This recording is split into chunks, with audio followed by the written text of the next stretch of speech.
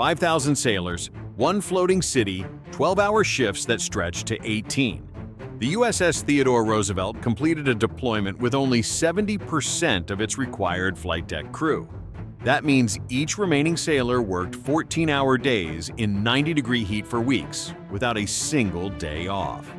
Navy data shows surface fleet sailors average just 5.25 hours of sleep per day when they should get 7.5.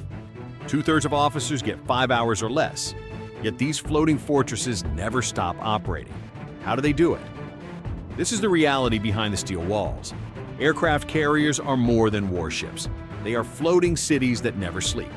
With up to 6,000 people working, eating, and living aboard for months, these vessels operate around the clock in conditions most cannot imagine. The numbers tell a stark story. Recent reports reveal Navy surface forces average only 5.25 hours of sleep daily. That is 2 hours less than medical experts say they need. On the USS Theodore Roosevelt, recent deployment flight deck operations ran with manning below 70%. This shortage forced the remaining crew into brutal schedules, 12 to 14-hour workdays in extreme heat and humidity, often for more than a week straight without rest. But what makes these sailors extraordinary is they do not just survive these conditions, they excel in them.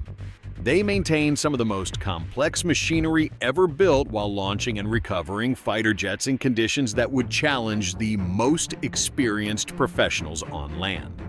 The flight deck is called one of the most dangerous workplaces on Earth for good reason. Imagine working inches from jet engines that can suck a person in near aircraft weighing 40,000 pounds with cables under extreme tension that could cut someone in half if they snap. Flight deck crews wear colored jerseys each, with a meaning: yellow for aircraft directors, purple for fuel handlers, brown for plane captains, green for maintenance, and blue for aircraft handling. Each color is a specific job, and each person knows their role could mean the difference between life and death. These sailors work in temperatures regularly over 90 degrees with humidity that makes breathing difficult. Jet engines create noise, requiring constant hearing protection. The deck pitches and rolls with ocean swells while they guide $50 million aircraft into position for takeoff or landing. Aviation boatsmates are the backbone of flight operations. They run across the deck hook planes to catapults and ensure every landing is safe. During recent deployments, many worked continuous shifts because there were not enough trained personnel for normal rotations. The shortage is not just about numbers, it is about experience. Training a flight deck crew member takes months of intensive school, followed by years of on-the-job experience. You cannot simulate the real environment in any classroom. The knowledge these sailors have is irreplaceable, which makes their dedication even more remarkable. Sleep deprivation has become what Navy officials call the service's black lung disease, a chronic condition affecting nearly everyone. Recent studies show sailors getting 4 to 6 hours of sleep perform as poorly as people who have not slept for 2 full days. The comparison grows more alarming. Research proves someone awake for 24 hours has reaction times 5 times slower than someone under the influence of alcohol. Yet our sailors regularly work in conditions that would be considered impaired driving on land. A 2024 study found 25% of sailors show symptoms of clinical insomnia. Those with sleep problems are nearly 6 times more likely to report negative mood symptoms, affecting not just individual performance, but entire crew dynamics. The cumulative effect is devastating. After 14 continuous days with 6 hours or less sleep, cognitive performance drops dramatically. Decision-making becomes impaired, attention spans shrink, reaction times slow dangerously, and the sailor often does not realize how much their performance has declined. This is not just about tiredness, it is about safety. The 2017 collisions of the USS Fitzgerald and USS John McCain, which tragically cost 17 sailors their lives, were directly linked to crew fatigue and inadequate rest. These incidents prompted major policy changes, but the underlying challenges persist. So how do aircraft carrier crews function under such extreme conditions? The answer lies in military discipline. innovative scheduling, and the unique bonds formed between crew members, the Navy developed comprehensive crew endurance management. This is not just about more sleep, it is about maximizing the quality of rest when available. Sleep occurs in 90-minute cycles with 4 to 6 cycles needed for full rest. Understanding this science helps crews plan their limited rest time more effectively. Watch rotations are planned to work with natural body rhythms when possible. The goal is 7.5 hours of sleep, either as one continuous period or broken into 6 hours plus a 90-minute nap. While this ideal is not always achievable, having the target helps commanders make better decisions about crew assignments. Nutrition plays a crucial role. Carrier galleys serve up to 18,000 meals daily, with menus designed to provide sustained energy without causing drowsiness. Meal timing is coordinated with watch schedules to maximize alertness during critical periods. Physical fitness remains mandatory despite challenging schedules. Exercise helps manage stress, improve sleep quality when rest is available, and maintains the physical stamina needed for demanding deck operations. Many sailors work out together, building team cohesion while staying in shape. The most important factor might be the culture of mutual support. Experienced sailors mentor newcomers, sharing techniques for managing fatigue. Crew members look out for each other, recognizing signs of dangerous exhaustion before accidents happen. This brotherhood creates a safety net extending beyond official policies. Technology is also making a difference. Some ships now use fatigue monitoring systems, tracking crew rest patterns and alerting commanders when someone might be too tired for critical duties. While not yet fleet-wide, these systems show promise for future operations. The core challenge is manning. Aircraft carriers are designed to operate with specific crew sizes, but most deploy significantly under strength. The USS Theodore Roosevelt operated with just 70% of its Air Department personnel during its recent deployment. Similar shortages exist across the fleet. Why the shortage?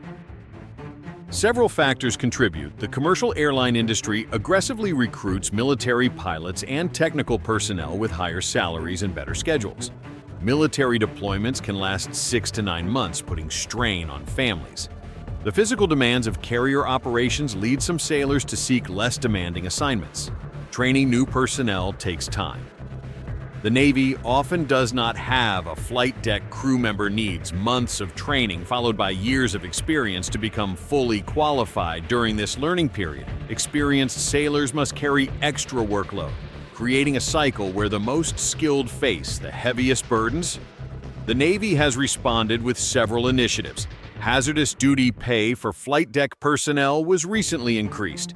Retention bonuses help keep experienced sailors in critical positions.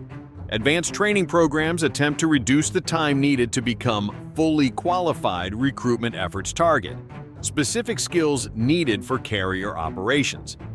The Professional Apprenticeship Career Track program provides pathways for new sailors to enter aviation specialties directly.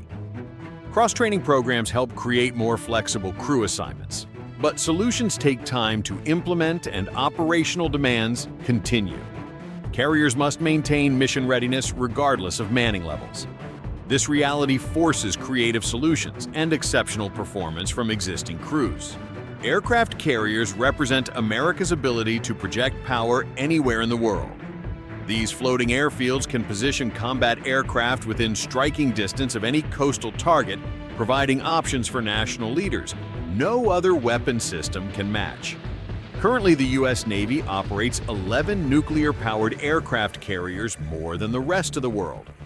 Combined, each carrier leads a strike group, including destroyers, cruisers, and submarines, creating a mobile force capable of influencing events across entire regions. Recent deployments highlight this capability. 2 carrier strike groups recently operated in the Middle East simultaneously, while maintaining presence in the Pacific and Atlantic. This global reach requires crews capable of sustained operations under challenging conditions. The sailors who make this possible deserve our highest respect. They volunteer to serve in conditions that test human endurance limits. They work with dangerous equipment in hostile environments, often while separated from families for months at a time. Their dedication ensures American naval supremacy continues. Innovation continues improving their working conditions. The newer Gerald R. Ford-class carriers feature advanced automation, reducing crew requirements by about 700 sailors, compared to older designs. Improved weapons handling systems reduce physical demands. Better living quarters provide more comfortable rest spaces. Training improvements help new sailors reach proficiency. Faster virtual reality systems now supplement hands-on training, allowing crew members to practice procedures safely. Enhanced simulation capabilities provide realistic experience.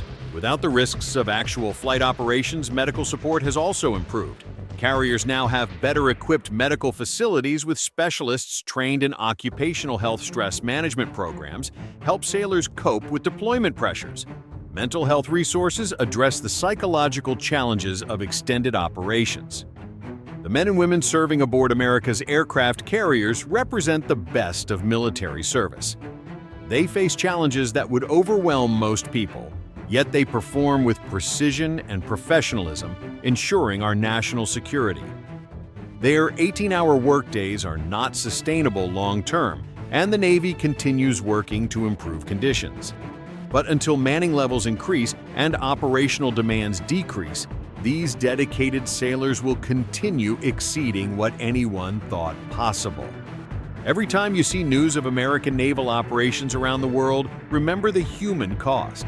Thousands of sailors working extreme schedules, missing family events, pushing their bodies and minds to the limit, all to maintain the security we often take for granted. These stories matter because they remind us freedom is not free. The comfortable lives we lead at home depend on sacrifices made by volunteers who choose service over personal comfort. Next time you see a Navy uniform, take a moment to say thank you. These sailors have earned our respect, our support, and our gratitude.